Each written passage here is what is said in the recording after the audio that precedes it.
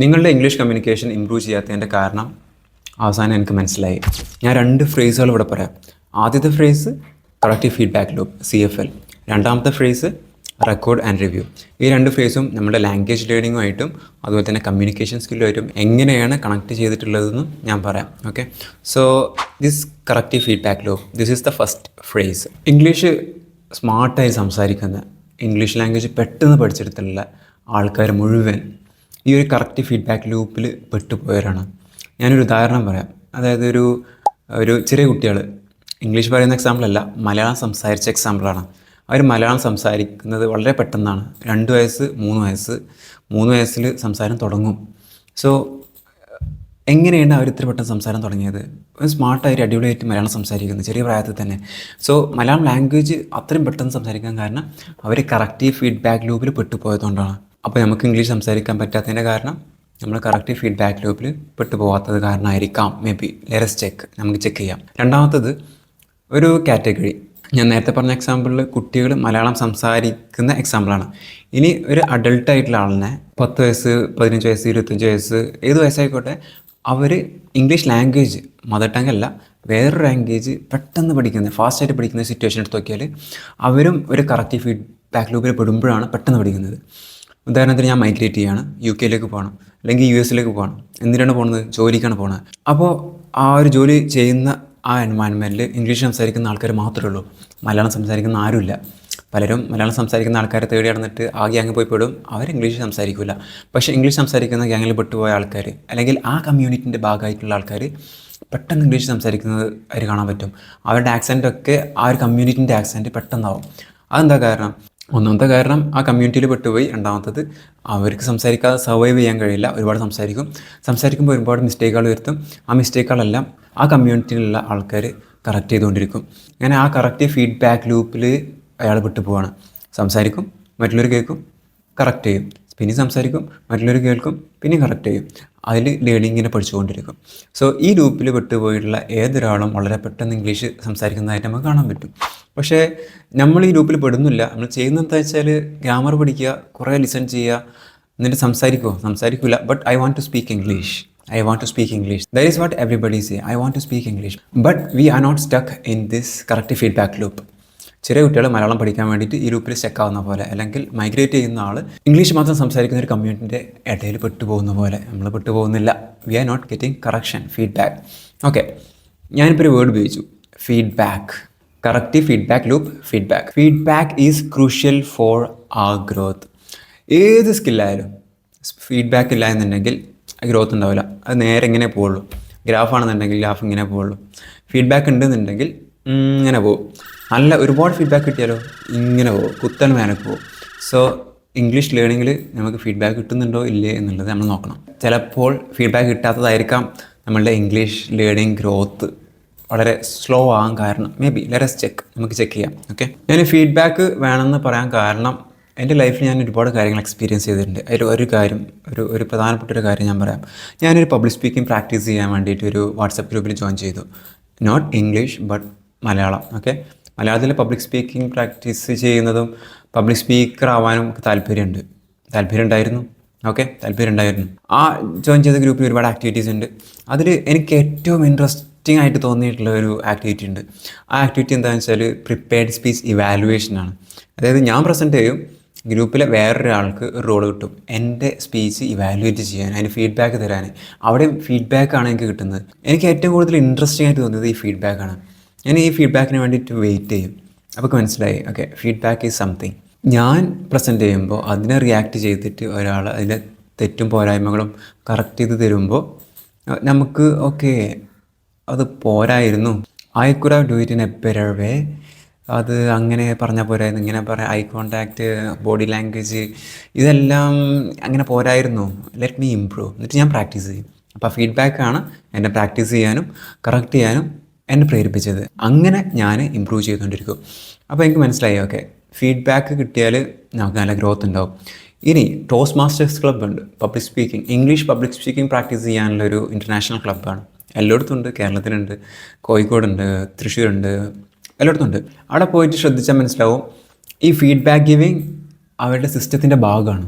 Prepared speech ചെയ്യും, table topic discussion, അങ്ങനെ കുറേ ഡിസ്കഷൻസും കാര്യങ്ങളും അവിടെ ഉണ്ട്. അതിൻ്റെ കൂടെ പ്രിപ്പയർഡ് സ്പീച്ച് ചെയ്യുന്നതിന് ഇവാലുവേഷൻ ഉണ്ട്. അതും പബ്ലിക്കിന് മുമ്പിലാണ് നമുക്ക് ഇവാലുവേഷൻ തരിക. നമ്മളുടെ പ്രിപ്പയർഡ് സ്പീച്ച്, പ്രസൻറ്റ് ചെയ്ത പ്രിപ്പയർഡ് സ്പീച്ച് ഒരു പ്രിപ്പയർഡ് സ്പീച്ച് ഇവാലുവേറ്റ് നോട്ട് ചെയ്യും. അതിൽ നല്ല പോയിൻറ്റും ചീത്ത പോയിൻറ്റും ഒക്കെ, അതായത് കറക്റ്റ് ഫീഡ്ബാക്കും പോസിറ്റീവ് ഫീഡ്ബാക്കും എല്ലാം നോട്ട് ചെയ്തിട്ട് ആ ഒരു പ്രസൻറ്റർ, ഇവാലുവേറ്റർ ഒന്ന് എല്ലാവരുടെ മുന്നിൽ പ്രസൻറ്റ് ചെയ്യും. അപ്പോൾ ഓക്കെ, നമ്മൾ നെഗറ്റീവ് ഫീഡ്ബാക്ക് ഒരാൾക്ക് കൊടുക്കുമ്പോൾ ഓക്കെ ഇനി ചെയ്ത് ശരിയായില്ല എന്ന് പറയുമ്പോൾ അത് പ്രൈവറ്റായിട്ട് കൊടുക്കുമ്പോഴാണ് കംഫർട്ടബിൾ ആയിട്ടുണ്ടാവുക. പക്ഷേ ടോസ്റ്റ് മാസ്റ്റേഴ്സിൽ അത് പബ്ലിക്കായിട്ടാണ് കൊടുക്കുന്നത്. പബ്ലിക്കായിട്ട് കൊടുക്കുമ്പോൾ കുറേ ആളുടെ മുമ്പിൽ നമ്മളും അതുപോലെ തന്നെ ബാക്കിയുള്ള ഓഡിയൻസ് എല്ലാം ആ നെഗറ്റീവ് ഫീഡ്ബാക്ക് കേൾക്കുകയാണ്. അപ്പോൾ നമുക്ക് ഒരു എന്തായാലും ഇമ്പ്രൂവ് ചെയ്യണം, മോശമായി പോയി എന്നുള്ളൊരു ചിന്ത നമ്മളുടെ മനസ്സിൽ വരും. നിങ്ങൾ ജോഷ് ടോക്കിലും അതുപോലെ തന്നെ പല പല ടോക്സിൽ സക്സസ്ഫുൾ ആയിട്ടുള്ള ആൾക്കാരുടെ സ്പീച്ച് കേൾക്കുമ്പോൾ അവർ പറയുന്നത് കേട്ടില്ല, എന്നെ ചെറുപ്പത്തിൽ എന്നെ അവഹേളിച്ചു, എന്നെ ഒന്നിനും കൊള്ളാത്തനാണെന്ന് എല്ലാവരും പറഞ്ഞു, നാട്ടുകാർ പറഞ്ഞു, എന്നെ എല്ലാവരുടെ മുന്നിലിട്ട് അവഹേളിച്ചു. ഇൻസൾട്ടാണ് മുരളി ഈ ലോകത്തിലെ ഏറ്റവും വലിയ ഇൻവെസ്റ്റ്മെന്റ്. ഇൻസൾട്ടഡ് ആയിട്ടുള്ളവനെ ലൈഫിൽ രക്ഷപ്പെട്ടിട്ടുണ്ട്. ആ ഒരു അവഹേളനം, ആ ഒരു നെഗറ്റീവ് ഫീഡ്ബാക്ക്, എല്ലാവരുടെയും മുമ്പിലുള്ള പബ്ലിക് നെഗറ്റീവ് ഹ്യൂമിലിയേഷൻ എന്നെ ഒരു സക്സസ്ഫുൾ പേഴ്സൺ ആക്കി. അതെന്തുകൊണ്ട് അങ്ങനെ വരാൻ കാരണം, നെഗറ്റീവ് ഫീഡ്ബാക്ക് നമ്മളെ ഗ്രോത്തിന് നല്ല രീതിയിൽ ഹെൽപ്പ് ചെയ്യും. നെഗറ്റീവ് ഫീഡ്ബാക്ക് ശ്രദ്ധിച്ച് കേട്ടാൽ മതി. അതിൽ 2 പോസിബിലിറ്റിയാണുള്ളത്. നെഗറ്റീവ് ഫീഡ്ബാക്ക് പബ്ലിക്കിന് മുമ്പിൽ നമ്മൾ റിസീവ് ചെയ്യുമ്പോൾ നമ്മളുടെ സെൽഫ് എസ്റ്റീം ഫുള്ള് താഴോട്ട് പോയിട്ട് എന്നെ ഒന്നിനും കൊള്ളാത്തതിനാണ്, എനിക്കിനി ലൈഫില്ല എന്ന് പറഞ്ഞിട്ട് ഒരു ചെറിയ സെൽഫ് എസ്റ്റീമിലേക്ക് നമ്മളാണ് പോകും. പിന്നെ കോൺഫിഡൻസൊക്കെ ആ ലെവലിലായിരിക്കും, പിന്നെ മുന്നോട്ട് പോവുകയല്ല, നമ്മളുടെ ബിലീഫ് സിസ്റ്റം മൊത്തം മാറും. പക്ഷേ മറ്റു ചിലർക്ക് പബ്ലിക്കായിട്ട് നെഗറ്റീവ് ഫീഡ്ബാക്ക് കിട്ടുമ്പോൾ അത് ഭയങ്കര ഒരു ദേഷ്യവും ഒരു ഡ്രൈവിങ് ഫോഴ്സും എങ്ങനെയെങ്കിലും ഇത് അച്ചീവ് ചെയ്യണം എന്നുള്ളൊരു ഡ്രൈവും ഇതൊക്കെ കൊണ്ടുവരും. കാണിച്ചുതരാം, എനിക്ക് MBBS ക്രാക്ക് ചെയ്യാൻ പറ്റില്ല എന്ന് പറഞ്ഞില്ലേ, okay let me show you that. ഈ ഒരു ഫീലിംഗ് അവരെ നല്ല രീതിയിൽ വർക്ക് ചെയ്യിപ്പിക്കും, നല്ല രീതിയിൽ ഗ്രോത്ത് ഉണ്ടാക്കും. എവിടെയും എടുത്തു നോക്കിയാൽ നെഗറ്റീവ് ഫീഡ്ബാക്കാണ് നമ്മളെ ഗ്രോത്തിനെ ഹെൽപ്പ് ചെയ്യുന്നത്. അത് മനസ്സിലായല്ലോ. സോ നൗ ഞാൻ ഒരു ഫ്രേസ് ഇവിടെ പറഞ്ഞു, ഏതാണ്, കറക്റ്റ് ഫീഡ്ബാക്ക് ലൂപ്പ്, അല്ലെങ്കിൽ നെഗറ്റീവ് ഫീഡ്ബാക്ക് ഒരുപാട് കിട്ടണം എന്നുള്ളത്. ലാംഗ്വേജ് റീഡിങ്ങിലായാലും നമ്മളുടെ മിസ്റ്റേക്ക് കറക്ഷന് വേണ്ടിയിട്ടാണ് ആ നെഗറ്റീവ് ഫീഡ്ബാക്ക് ഉപയോഗിക്കുക. അത് ഉപയോഗിച്ചിട്ട് കറക്റ്റ് ചെയ്ത് മുന്നോട്ട് പോവുക. ഇനി റെക്കോർഡ് ആൻഡ് റിവ്യൂ എന്നുള്ളൊരു ഫ്രേസും ഞാൻ ഇവിടെ പറഞ്ഞു. ഇത് തമ്മിൽ എങ്ങനെയാണ് connection? Have you thought about that? Record and review എന്ന് പറഞ്ഞാൽ നമ്മളെ കമ്മ്യൂണിക്കേഷൻ സ്കിൽ ഇമ്പ്രൂവ് ചെയ്യാൻ ഏറ്റവും കൂടുതൽ ഹെൽപ്പ് ചെയ്യുന്ന ഒരു കാര്യമാണ് റെക്കോർഡ് ആൻഡ് റിവ്യൂ. ഇതിലും ഒരു കറക്റ്റ് ഫീഡ്ബാക്ക് ലൂപ്പിൽ നമ്മൾ ഇത് തന്നെയാണ് ചെയ്യുന്നത്. സോ നിങ്ങൾ യൂട്യൂബേഴ്സിനെയും കോണ്ടൻറ്റ് ക്രിയേറ്റേഴ്സിനെയും ശ്രദ്ധിച്ചാൽ അവരുടെ കമ്മ്യൂണിക്കേഷൻ നല്ല രീതിയിൽ ഇമ്പ്രൂവ് ആയിട്ടുണ്ടാവും. നല്ല അടിപൊളി കമ്മ്യൂണിക്കേഷൻ ആയിരിക്കും. അതിന് കാരണം അവർ എല്ലാ ദിവസവും അവരുടെ വീഡിയോ റെക്കോർഡ് ചെയ്തിട്ട് അവരെ റിവ്യൂ ചെയ്യും. അവർ ഒരു പ്രാവശ്യമല്ല റിവ്യൂ ചെയ്യുക, ഒരു 3 hours എഡിറ്റിംഗ് പ്രോസസ്സിൽ അവർ റിവ്യൂ ചെയ്തുകൊണ്ടേ ഇരിക്കുകയാണ്. ഞാനിപ്പോൾ പ്രസൻറ്റ് ചെയ്തതിൽ ഒരുപാട് പോസ്റ്റുകൾ വരുന്നുണ്ടല്ലോ, ഒരുപാട് റിപ്പീറ്റേഷൻ വരുന്നുണ്ടല്ലോ, ഈ പോയിൻ്റ് മിസ്റ്റേക്കാണ്, ലെറ്റ് മീ കറക്റ്റ് ഇറ്റ്, എന്നിട്ട് വീണ്ടും റെക്കോർഡ് ചെയ്യും. അങ്ങനെ ഒരു ദിവസത്തെ തന്നെ പറഞ്ഞ് ഒരുപാട് പ്രാക്ടീസ് ചെയ്യും. ഒരു പബ്ലിക്കിൻ്റെ മുന്നിൽ പ്രസൻറ്റ് ചെയ്യാനുള്ളതാണല്ലോ, let me review it again and again. എന്നിട്ട് അവരെന്നെ റിവ്യൂ ചെയ്ത് അങ്ങനെ ഒരു 100 കോണ്ടൻറ്റ് പോസ്റ്റ് ചെയ്യുമ്പോഴേക്കും അവരുടെ കമ്മ്യൂണിക്കേഷൻ വേറെ ലെവലായിട്ടുണ്ടാവും. സോ ഈ കറക്റ്റ് ഫീഡ്ബാക്ക് ലൂപ്പ് തന്നെയാണ് ഈ റെക്കോർഡ് ആൻഡ് റിവ്യൂവിൽ അപ്ലൈ ആയത്. സോ നിങ്ങൾക്ക് ഇംഗ്ലീഷ് ലാംഗ്വേജിൽ ഗ്രോത്ത് വരണമെന്നുണ്ടെങ്കിൽ നിങ്ങൾ എന്ത് ചെയ്യണം? You need to record your video. നിങ്ങൾ ഒരു 5 minute ഇംഗ്ലീഷിൽ എന്തെങ്കിലും സംസാരിക്കുന്നത് റെക്കോർഡ് ചെയ്തിട്ട് നിങ്ങൾ തന്നെ റിവ്യൂ ചെയ്യണം. പറയാൻ സുഖമാണ്, but we need A purpose, ഒരു റീസൺ വേണ്ട റെക്കോർഡ് ചെയ്യാൻ. ആ റീസൺ എങ്ങനെ സോൾവ് ചെയ്യാന്നുള്ളത് ഞാൻ പറയാം. ഓക്കെ, വെറുതെ ഇങ്ങനെ ക്യാമറയിൽ നോക്കിയിട്ട് റെക്കോർഡ് ചെയ്യാം, എത്ര ദിവസം റെക്കോർഡ് ചെയ്യും? മടുക്കൂലേ? ഒരു കാര്യമില്ലാതെ ഇങ്ങനെ റെക്കോർഡ് ചെയ്യാൻ ആരെങ്കിലും ചെയ്യുമോ? ഓക്കെ, ഈ ഒരു തോട്ട് നമ്മളുള്ളിലുണ്ടാവും, അത് സോൾവ് ചെയ്യണം. ഞാൻ എൻ്റെ യൂട്യൂബ് കോണ്ടൻറ്റ് ക്രിയേഷൻ സ്റ്റാർട്ട് ചെയ്തപ്പോൾ എനിക്ക് 2 ലക്ഷ്യങ്ങളുണ്ടായിരുന്നത്. എനിക്കറിയാവുന്ന കാര്യങ്ങൾ പഠിപ്പിച്ചെടുക്കുക, അതാണ് ഏറ്റവും കൂടുതലായിട്ട് എനിക്ക് ആഗ്രഹം ഉണ്ടായിരുന്ന കാര്യം. അങ്ങനെ പഠിപ്പിക്കാൻ ആഗ്രഹമില്ലാത്ത ഒരാളും ഈ യൂട്യൂബിലൂടെ സക്സസ് ആവാൻ ചാൻസ് കുറവാണ്. കാരണം ഒരു ഗിവിങ് മെൻറ്റാലിറ്റി ഉണ്ടെങ്കിലാണ് യൂട്യൂബിൽ കൺസിസ്റ്റൻ്റായിട്ട് ഇടാൻ കഴിയുക. ഒരു ആൾക്കാരെ പഠിപ്പിക്കാനുള്ളൊരു ആഗ്രഹം, അതുപോലെ തന്നെ നമ്മൾ നേടിയിട്ട് നമ്മളുടെ ലൈഫിൽ നമ്മളുടെ പ്രോബ്ലംസ് സോൾവ് ചെയ്യാൻ നമ്മൾ ഉപയോഗിച്ച ടെക്നിക്കെല്ലാം മറ്റുള്ളവർക്കും കൂടി ഉപകാരപ്പെടട്ടെ എന്നുള്ള തോട്ടിൽ ഇങ്ങനെ കോണ്ടൻറ്റ് ഉണ്ടാക്കിയിടും. ഫസ്റ്റ് എൻ്റെ അറിവെല്ലാം നിങ്ങളെ പഠിപ്പിക്കുക എന്നുള്ളതാണ് ആദ്യത്തെ ലക്ഷ്യം ഉണ്ടായിരുന്നത്. രണ്ടാമത്തത് ഇതിൻ്റെ കൂടെ കമ്മ്യൂണിക്കേഷൻ ഇമ്പ്രൂവ് ആക്കിക്കൊണ്ടിരിക്കുക. ആദ്യത്തെ വീഡിയോ ഞാൻ റെക്കോർഡ് ചെയ്ത് തന്നെ ഫുൾ സ്ട്രെസ്ഡ് ആയിട്ടായിരുന്നു, ഒരുപാട് തവണ റിപ്പീറ്റ് ചെയ്തു. അപ്പോൾ മനസ്സിലായി ഇത്രയും തവണ റിപ്പീറ്റ് ചെയ്താൽ എൻ്റെ കമ്മ്യൂണിക്കേഷൻ എങ്ങനെ ഇമ്പ്രൂവ് ആയിക്കൊണ്ടിരിക്കുമല്ലോ. കാരണം ഈ ഒരു വീഡിയോ റെക്കോർഡ് ചെയ്യാൻ ഒരുപാട് തവണ റിപ്പീറ്റ് ചെയ്ത് അപ്പോഴൊക്കെ നമ്മളുടെ ടങ്ക് യൂസ് ചെയ്തുകൊണ്ടിരിക്കുകയാണ്. അങ്ങനെ ഇപ്പോൾ ഒരു 100 കോണ്ടൻ്റ് ആകുമ്പോൾ നമ്മൾ എത്രത്തോളം നമ്മൾ ടങ്ക് യൂസ് ചെയ്യും, എത്രത്തോളം കറക്റ്റ് ചെയ്യും സ്വയം, എത്രത്തോളം റിവ്യൂ ചെയ്യും, ഈ പ്രോസസ്സിലൂടെ നമ്മളിങ്ങനെ പോയിക്കൊണ്ടിരുന്നാൽ നമ്മുടെ കമ്മ്യൂണിക്കേഷൻ വളരെ ഇമ്പ്രൂവ് ആവും. സോ അത് ഇമ്പ്രൂവ് ആയിട്ടുണ്ട്. കാരണം ഞാനൊരു ഇപ്പോൾ കുറേ കോണ്ടൻറ്റ് പോസ്റ്റ് ചെയ്തു, അതിൽ ഇമ്പ്രൂവ് ആയി കമ്മ്യൂണിക്കേഷൻ നല്ല രീതിയിൽ ഇമ്പ്രൂവ് ആയിട്ടുണ്ട്. മലയാളം ഓക്കെ, ഒരു നാച്ചുറലായിട്ട് കമ്മ്യൂണിക്കേറ്റ് ചെയ്യാൻ എന്നെ കൊണ്ട് പറ്റുന്നുണ്ട്. സോ ഈ പ്രോസസ്സ് എന്തുകൊണ്ട് നമുക്ക് ഇംഗ്ലീഷിൽ അപ്ലൈ ചെയ്തുകൂടാ? മേ ബി നിങ്ങളുടെ അടുത്ത് കുറേ ഇൻഫർമേഷൻ ഉണ്ടാവും, നിങ്ങൾക്ക് കുറേ അറിവുകളുണ്ടാവും, അത് മറ്റുള്ളവർക്ക് നിങ്ങൾ പറഞ്ഞു കൊടുക്കണം. മേ ബി യു ക്യാൻ എങ്ങനെ പറഞ്ഞു കൊടുക്കാം? ഇംഗ്ലീഷിൽ പറഞ്ഞു കൊടുക്കാം, ഇംഗ്ലീഷ് ലാംഗ്വേജ് ഉപയോഗിച്ച് പറഞ്ഞു കൊടുക്കാം. അങ്ങനെ പറഞ്ഞു കൊടുക്കുമ്പോൾ എന്തുണ്ടാവുമെന്ന് വെച്ചാൽ നിങ്ങൾക്ക് റെക്കോർഡ് ചെയ്യാൻ ഒരു റീസൺ ഉണ്ട്, ഒരു കാരണമുണ്ട്. വെറുതെ റെക്കോർഡ് ചെയ്യില്ല. നിങ്ങൾ ഫാമിലി മെമ്പേഴ്സിൻ്റെ മുന്നിൽ അല്ലെങ്കിൽ അവരുള്ള ഗ്രൂപ്പിലൊക്കെ സിംപ്ലി ഒരു വീഡിയോ റെക്കോർഡ് ചെയ്തിട്ടാൽ, ഇംഗ്ലീഷിൽ റെക്കോർഡ് ചെയ്തിട്ടാൽ that is itself a record and review process. അങ്ങനെ വെറുതെ അങ്ങനെ ഇടില്ല, അത് നമ്മൾ ഒരുപാട് റിവ്യൂ ചെയ്യും. Basically I am an English trainer. My name is Hashim. I am an English trainer. I train lot of people. Okay, ഈ ട്രെയിനിങ്ങിൻ്റെ ഭാഗമായിട്ട് നമ്മളൊരു കമ്മ്യൂണിറ്റി ബിൽഡ് ചെയ്യുന്നുണ്ട്. എൻ്റെ പേഴ്സണൽ വിഷനിൽ പെട്ട ഒരു കാര്യമാണ് ഒരു fluent English speaking community build ചെയ്യുക എന്നുള്ളത്. അപ്പോൾ ഇവിടെ ഇല്ലാത്തതും അത് തന്നെയാണ്. ഒരു ഇംഗ്ലീഷ് സംസാരിക്കാൻ നമ്മളെ സപ്പോർട്ട് ചെയ്യുന്ന ഒരു കമ്മ്യൂണിറ്റി ഇവിടെ ഉണ്ടോ ചോദിച്ചാൽ no, there is no community. But നമുക്ക് ഇംഗ്ലീഷ് സംസാരിക്കുന്നുണ്ടെങ്കിൽ ഒരു കമ്മ്യൂണിറ്റി വളരെ ഇമ്പോർട്ടൻ്റ് ആണ്. ആരുടെ മുന്നിൽ സംസാരിക്കണം, ഈ ചോദ്യങ്ങൾക്കൊക്കെ ഉള്ളൊരു ആൻസറാണ് ഈ കമ്മ്യൂണിറ്റി. എൻ്റെ ടീം ഒരു ഇംഗ്ലീഷ് കമ്മ്യൂണിറ്റി റൺ ചെയ്യുന്നുണ്ട്. കമ്മ്യൂണിറ്റിൻ്റെ പേര് ഇൻഫ്ലുവൻസി. അതിനെ ഷോർട്ടാക്കിയിട്ട് ഫ്ലുവൻസ് എന്നാണ് വിളിക്കുക. ഇവിടെ ലോഗോ കാണാൻ പറ്റും. ആ ഇൻഫ്ലുവൻസി വേർഡ് എക്സ്പാൻഡ് ചെയ്താൽ കിട്ടാൻ പോകുന്നത് influence plus fluency. You are going to influence other people with the change in your fluency. നിങ്ങളുടെ ഫ്ലുവൻസിയിലുള്ള ചേഞ്ച് കൊണ്ട് നിങ്ങൾ മറ്റുള്ളവരെ ഇൻഫ്ലുവൻസ് ചെയ്യാൻ പോവുകയാണ്. സോ ആ കമ്മ്യൂണിറ്റിയിൽ കയറിയാൽ നല്ല രീതിയിൽ ഇമ്പ്രൂവ്മെൻറ്റ് വരണം. സംസാരിച്ച് ഒരുപാട് ഇമ്പ്രൂവ്മെൻറ്റ് വരണം. അതിന് വേണ്ടിയിട്ട് ഒരുപാട് ആക്ടിവിറ്റീസ് ഉണ്ട്. ബ്രേക്ക്ഔട്ട് റൂം സെഷൻ, പരസ്പര സംസാരം, one on one communication, topic discussion, presentation, record and review, ഈ പ്രോസസ്സ് എല്ലാം അതിനുള്ളിൽ നടക്കുന്നുണ്ട്. ബേസിക്കലി മെയിനായിട്ട് നടക്കുന്ന എൻ്റെ ഫേവറേറ്റ് ആയിട്ടുള്ള ഒരു ആക്ടിവിറ്റിയാണ് ടോപ്പിക് ഡിസ്കഷൻ. അതിലെന്താ നടക്കുന്നത് വെച്ചാൽ രാവിലെ ഒരു ടോപ്പിക് കൊടുക്കും, കമ്മ്യൂണിറ്റി മെമ്പേഴ്സ് എല്ലാം അതിനെപ്പറ്റി സംസാരിക്കും, റെക്കോർഡ് ചെയ്യും, വീഡിയോ റെക്കോർഡ് ചെയ്യും. അപ്പോൾ കോൺഫിഡൻസ് ഇല്ലാത്തവർ ഓഡിയോ റെക്കോർഡ് ചെയ്യും. തീരെ കോൺഫിഡൻസ് ഇല്ലാത്തവർ അവർക്ക് കോൺഫിഡൻസ് ഉണ്ടാക്കി കൊടുക്കാനുള്ള ഹെൽപ്പ് നമ്മൾ ചെയ്യും.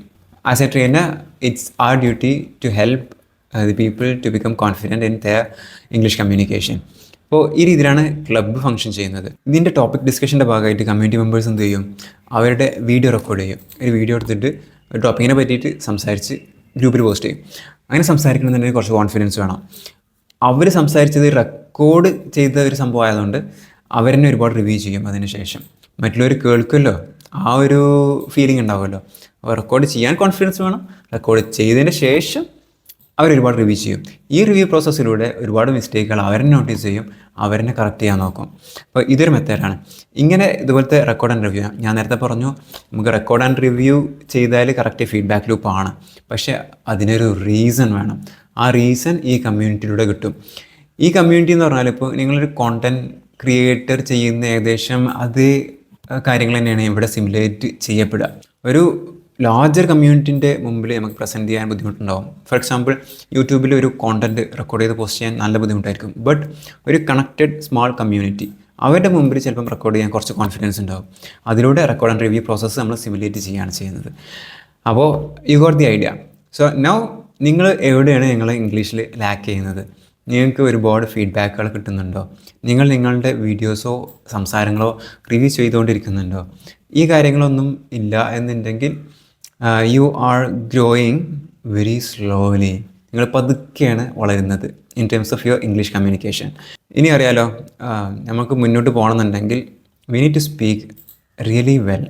Okay, our communication skill matters. നമ്മുടെ കമ്മ്യൂണിക്കേഷൻ സ്കിൽ നല്ല രീതിയിൽ ഇമ്പോർട്ടൻ്റ് ആണ് ഗോയിങ് ഫോർവേഡ്. AI ഡ്രിവൺ വേൾഡിൽ എൻ്റെ ഏത് സ്കില്ലാണ് സ്റ്റാൻഡ് ഔട്ട് ആവാൻ പോകുന്നതെന്ന് ചോദിച്ചാൽ okay, my communication skill is going to stand out in the AI driven world. So നിങ്ങൾ പതുക്കെയാണ് പോകുന്നത് എന്നുണ്ടെങ്കിൽ you need to be fast. നിങ്ങൾ കുതിക്കണം. Okay, so if you are very serious കൊണ്ട് ഞാൻ ഉദ്ദേശിച്ചത് നിങ്ങൾക്ക് ലാംഗ്വേജ് പഠിക്കാൻ താല്പര്യവും അതുപോലെ തന്നെ നീഡും പ്രൊഫഷൻ്റെ ഭാഗമായിട്ട് നീഡും ഉള്ള ഒരാളാണെന്നുണ്ടെങ്കിൽ the starting point is this community, fluence community. ഇത് ഫ്രീ ആണോ പെയ്ഡ് ആണോ? ഇത് പെയ്ഡാണ്, പക്ഷേ ചെറിയൊരു എമൗണ്ട് ഉള്ളൂ. ആ ചെറിയ എമൗണ്ട് എന്തിനാണ് വെച്ചതെന്ന് വെച്ചാൽ കുറച്ച് സീരിയസ് ആയിട്ടുള്ള ആൾക്കാർ മാത്രം ജോയിൻ ചെയ്യുക, നല്ല നീഡുള്ള ആൾക്കാർ മാത്രം ജോയിൻ ചെയ്യുക. പിന്നെ എല്ലാവർക്കും അഫോർഡബിൾ ആവും വേണം. ഈ 2 ഫാക്ടറാണ് കൺസിഡർ ചെയ്യുന്നത്. അത് കൺസിഡർ ചെയ്തിട്ട് ചെറിയ ഫീസ് ഉണ്ട്, ചെറിയൊരു ചാർജ് ഉണ്ടാവും. അത് പേ ചെയ്തിട്ട് കമ്മ്യൂണിറ്റിയിൽ ജോയിൻ ചെയ്യുക, സ്റ്റാർട്ട് സ്പീക്കിംഗ്. നിങ്ങൾക്കൊരു ഇനീഷ്യൽ മൊമെൻറ്റം ട്രെയിനർ ക്രിയേറ്റ് ചെയ്ത് തരും ആക്റ്റീവ് ആകാൻ വേണ്ടിയിട്ട്. എന്നിട്ട് ആ കമ്മ്യൂണിറ്റിയിൽ ആക്റ്റീവായിട്ട് നിൽക്കുക. If you do this, you are going to grow faster in terms of your English communication. Okay, all the best. I'm waiting for your request to join that group, and I'll contact, or my team will contact. All the best.